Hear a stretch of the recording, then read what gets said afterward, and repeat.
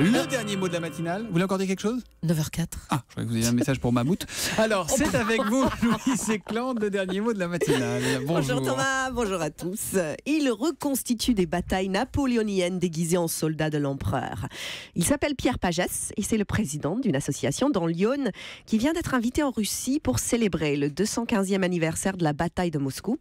Une campagne qui fut fatale à la grande armée de Napoléon en 1812, mais qui, en juin 2017, devrait bien se passer pour Pierre Pagès et sa vingtaine de camarades, car ils sont invités tout frais payés par les Russes. L'accueil devrait être cordial, à moins que Poutine ne fasse une intoxication alimentaire en revenant de Versailles. Mais je ne me fais aucun souci pour les membres de l'association. Leur président a un caractère digne d'un véritable grenadier de l'empereur. C'est-à-dire, Louise? C'est-à-dire qu'il râle. J'ai eu l'impression d'avoir le schtroumpf grognard au téléphone. Grognard du nom de ces vieux soldats de Napoléon. Pierre Pagès pousse le souci de la reconstitution historique jusqu'à reconstituer leur mentalité.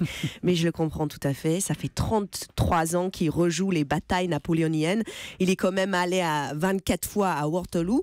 C'est normal qu'il c'est pas facile à dire, ça. Waterloo, quoi. Waterloo, quoi. Voilà, comme à bas, en fait. donc c'est normal qu'il n'ait plus la fougue d'un jeune conscrit. En plus, les Russes ont cette fois-ci des exigences assez spéciales. Ils veulent que les Français prennent l'avion déjà habillés en soldats de l'Empire pour pouvoir les prendre en photo et les filmer dès leur arrivée à l'aéroport. Donc j'ai senti un petit peu Pierre Pagès pas trop chaud à l'idée de se trimballer à l'aéroport avec son casque en poil d'ours, le sabre, les bottes, la veste et des épaulettes. Bon, voyager déguisé, effectivement, c'est délicat. Surtout Je me rappelle quand j'ai enterré ma vie de jeune fille lookée en Sharon Stone dans Basic Instinct, je peux vous dire qu'en Roissy, c'était loin de la Bérésina à la douane.